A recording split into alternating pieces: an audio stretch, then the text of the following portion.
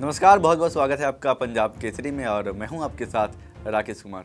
देखिए 2023 अब बीतने वाला है। अब हम 2024 में प्रवेश करने वाले हैं और हम यही उम्मीद करते हैं कि 2023 में जो हमने गलतियां की है उनसे सीख ले करके हम 2024 में प्रवेश करें, ताकि हम उन गलतियों का देखिए दोबारा प्रयोग ना करें।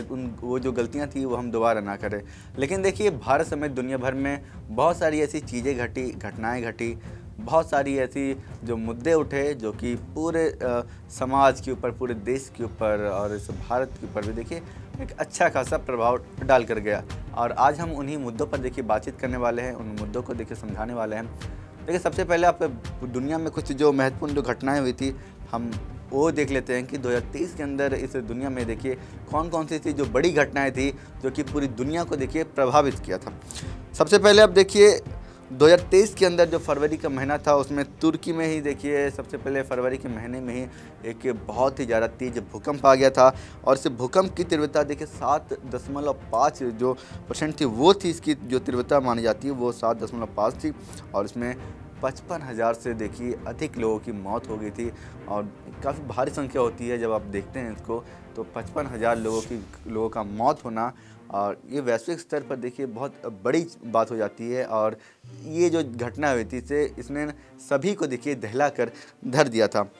और देखिए अब भारत पर भी आते हैं हम। देखिए भारत के अंदर अब जो भारत है वो चीन को पछाड़ दिया है। और पछाड़ा किस मामले में है आप वो भी सुन लीजिए। अब भारत ने जनसंख्या के मामले में चीन को पछाड़ दिया है। अब जनसंख्या के मामले में भारत देखिए नंबर 1 की उपलब्धि जो है वो हासिल की है। भारत की अगर वर्तमान में अगर आबादी की बात करें तो ये है 142.46 करोड़। ये जो जनसंख्या है वो भारत की है, जबकि जो चीन की जनसंख्या है वो 142.57 करोड़ है। यानी कि मोटा मोटी आप ये मान लीजिए कि 29 लाख जो लोग हैं वो चीन से ज़्यादा भारत में है। अभी ये भारत की जनसंख्या है। और हालांकि ऐसा पहली बार नहीं हुआ था दोस्तों। 1950 का समय था जब भारत की जो आबादी थी वो चीन से ज़्यादा थी। उसके बाद जो चीन है वो काफ़ी आगे बढ़ गया आबादी के मामले में और देखिए भारत ने उसे पछाड़ दिया है। अब भारत वैश्विक स्तर पर जनसंख्या के मामले में पहले पायदान पर पहुंच गया है। और इसके अलावा रूस और यूक्रेन युद्ध की भी बात कर लेते हैं। वैसे तो रूस और यूक्रेन का युद्ध देखिए 24 फरवरी 2022 को शुरू हुआ था और 24 फरवरी 2022 से ये जो युद्ध है वो लगातार चल रहा है। और आप ये भी समझिए कि अब हम ये इसकी बात क्यों कर रहे हैं, क्योंकि 2023 की बात करें तो 2022 की हम बात क्यों कर रहे हैं, क्योंकि वो युद्ध जो है वो अभी तक ख़त्म नहीं हुआ है, वो लगातार जारी है वो युद्ध। और इसमें 1 लाख से अधिक जो सैनिक है वो मारे गए हैं और जो लोगों की संख्या वो तो अलग ही है। खैर जो इसके सैनिक हैं रूस और यूक्रेन युद्ध में वो 1 लाख अभी तक का जो रिकॉर्ड है उसमें 1 लाख सैनिकों की मौत हो गई है। और इसमें देखिए ये युद्ध अभी तक इसका कोई ख़त्म होने का देखिए कोई अनुमान तो नहीं है। और इस पर रूसी राष्ट्रपति जो व्लादिमीर पुतिन है उस पर भी देखिए इस युद्ध के कारण जानलेवा हमला हुआ था। और उसके बाद रूस की तरफ से जो हमले हैं वो तेज़ कर दिए गए थे। इसके अलावा आप ये भी देखिए यूक्रेन के जो राष्ट्रपति थे जेलेंस्की, वो भी देखिए बंकर में छुपे हुए थे और वहीं से जो चीज़ों का है वो ऑपरेट कर रहे थे, अपने सैनिकों को ऑपरेट कर रहे थे। हालांकि ये देखिए ये उम्मीद जताई जा रही थी कि रसिया शायद 2-3 महीने के अंदर ही यूक्रेन को समाप्त कर देगा, लेकिन 2 सालों तक इस युद्ध को अभी तक बरकरार रखना ये बड़ी बात हो जाती है। और यूक्रेन देखिए इस पर डटा है। हालांकि रूस इसके लिए बहुत सारे देशों की मदद भी ले रहा है और उधर यूक्रेन भी ले रहा है और ये दोनों अपने अस्तित्व की लड़ाई लड़ रहे हैं। और चलिए हम आगे बात करते हैं। आगे हम बात कर लेते हैं 2023 में और भी ऐसी क्या चीज़ें हैं जो महत्वपूर्ण हैं। देखिए ये जो साल है ये अब तक का देखिए सबसे गर्म जो साल है वो माना गया है। 1.25 लाख साल में देखिए पहली बार ये साल सबसे गर्म साल साबित हुआ है। और इसके जो रिकॉर्ड है वो शायद ये अब आगे टूटे, लेकिन अब तक के रिकॉर्ड के अनुसार ये जो साल है वो सबसे गर्म साल रहा है। और इसके अलावा और क्या जो घटनाएं थी वो महत्वपूर्ण हो जाती है। तो देखिए रानी एलिजाबेथ का जो निधन था ये एक महत्वपूर्ण घटना थी 2023 में।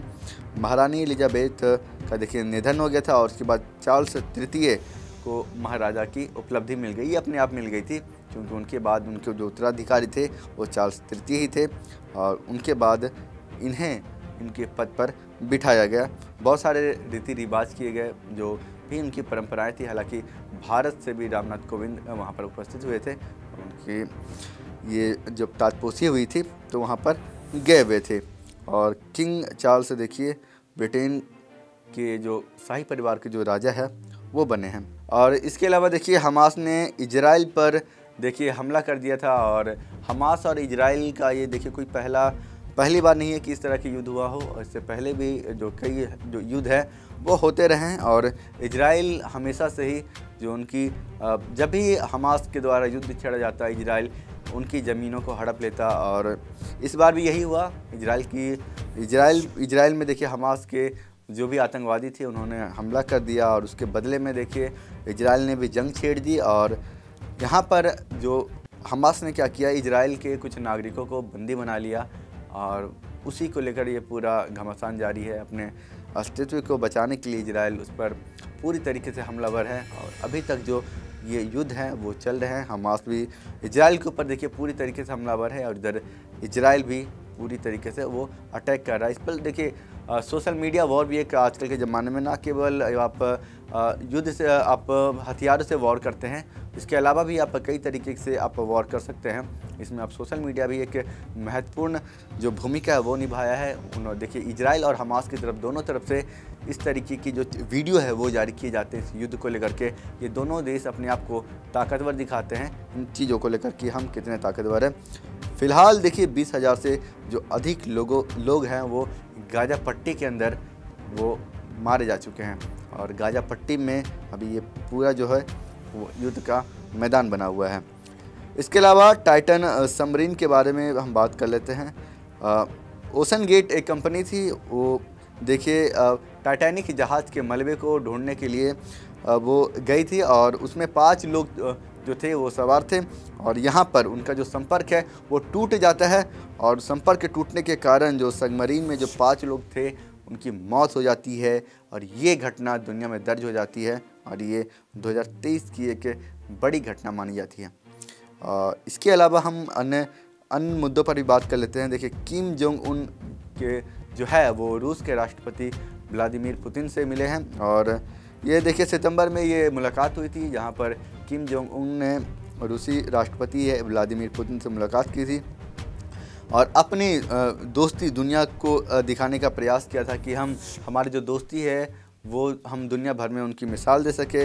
हालांकि इसका एक मकसद होता है, इसका एक जरिया होता है, रणनीति होती है ना। हम कोई भी देश एक दूसरे से दोस्ती को इसलिए नहीं करता कि वो मात्र एक दोस्त बन सके, अपनी आवश्यकताओं की पूर्ति भी करनी होती है उन्हें। तो ऐसे में इनमें देखिए कुछ बड़े जो मुद्दे हैं उन पर देखिए बातचीत हुई है स्पेस टेक्नोलॉजी को लेकर के और हथियार को लेकर के।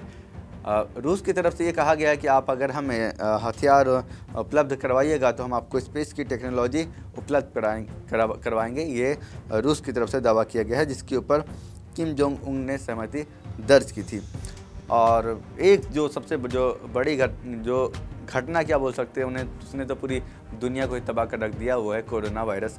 जहाँ दोस्तों देखिए कोरोना वायरस को अभी 2-3 साल हो चुके हैं लेकिन अभी हम इसकी बात इसलिए कर रहे हैं क्योंकि अभी तक कोरोना वायरस समाप्त नहीं हुआ है और कोरोना के कारण देखिए वैश्विक स्तर पर 47 लाख लोगों की मौत हो चुकी है। ये जो अभी तक के जो डेटा है वो बताते हैं इनमें 47 लाख से अधिक लोगों की मौत हो गई थी। और जैसे ही शुरुआत में जब कोरोना आया तो कोरोना ने दस्तक दिया तो बहुत सारे लोग जो देश है उन्होंने इसे नज़रअंदाज किया और उसके बाद जब कोरोना ने अपना कोहराम मचाया तो इससे निपटने के लिए लॉकडाउन जैसी स्थितियों का देखिए सहारा लेना पड़ा। और महीनों तक कई जो देश है वो तो 6-6 महीनों तक देखिए लॉकडाउन 8-8 महीने तक लॉकडाउन का उन्हें देखिए सामना करना पड़ा ताकि वो अपने लोगों को बचा ले। और वैक्सीन उपलब्ध इस बीच वैक्सीन बनाने की जो प्रक्रिया है वो करे और हुआ भी ऐसा, वैक्सीन बनी और कोरोना पर ये वार हुआ, कोरोना ख़त्म हुआ लेकिन पूरी तरीके से नहीं क्योंकि कोरोना अपने नए वेरिएंट लेकर आने लगा। कोरोना अपनी नई जो वेरिएंट है वो लेकर आने लगा और यहाँ पर वो लोगों में डिस्ट्रीब्यूट करने लगा, फैलाने लगा। और अभी तक भी देखिए कोरोना अभी तक समाप्त नहीं हुआ है और जो बहुत सारी जो सिम्टम्स है नए नए रूप लेकर के वो आ रहा है कई देशों में भी, भारत के अंदर भी देखिए कि नया जो कोरोना का जो नया वायरस है वो आया है और ये भी देखिए काफ़ी ज़्यादा प्रभावित कर रहा है। तो ये थी 2023 को लेकर के कुछ बड़ी बातें जो हमने आपको बताई कि 2023 में जो महत्वपूर्ण चीज़ें थी, जो घटना हुई थी, वो क्या हुई थी। कैसी लगी है तमाम जानकारी आप हमें कमेंट्स में लिखकर ज़रूर बताइएगा और फिलहाल के लिए मुझे दीजिए इजाज़त और देखते रहिए पंजाब केसरी। आपका बहुत बहुत धन्यवाद।